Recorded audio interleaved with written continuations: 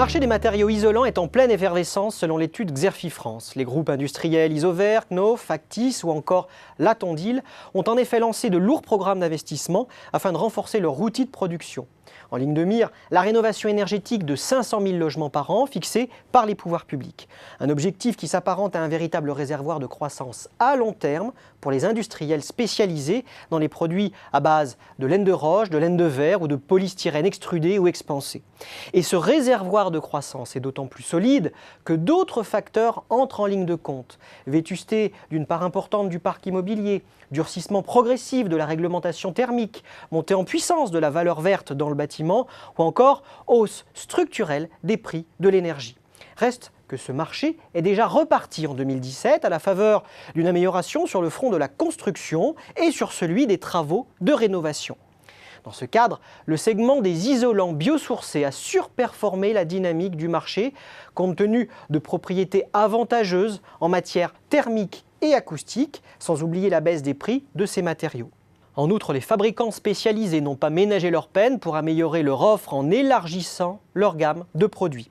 Et le succès des matériaux biosourcés devrait se poursuivre car la future réglementation thermique fait la part belle à ce genre de produits. Cela signifie aussi que les cartes au sein de la filière pourraient être rebattues.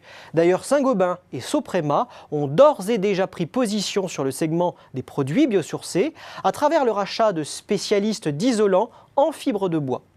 Et bien sûr, leurs principaux concurrents, tels Rockwool, Dow ou Signa, ne comptent pas se laisser distancer.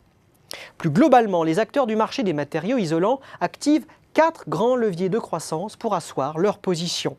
D'abord, nous l'avons vu, les industriels enrichissent leur offre de produits ou services afin de séduire les maîtres d'œuvre et les artisans du bâtiment, qui jouent évidemment un rôle décisif en matière de prescription auprès de leurs clients.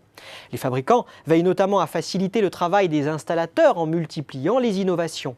Ils s'appuient aussi sur des programmes de formation auprès des installateurs pour évangéliser le marché.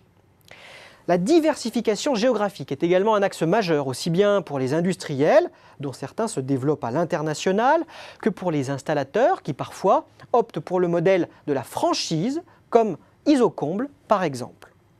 Autre levier pour les acteurs du marché, le renforcement de la visibilité et de l'image de marque, ou encore l'adaptation de l'outil productif des industriels.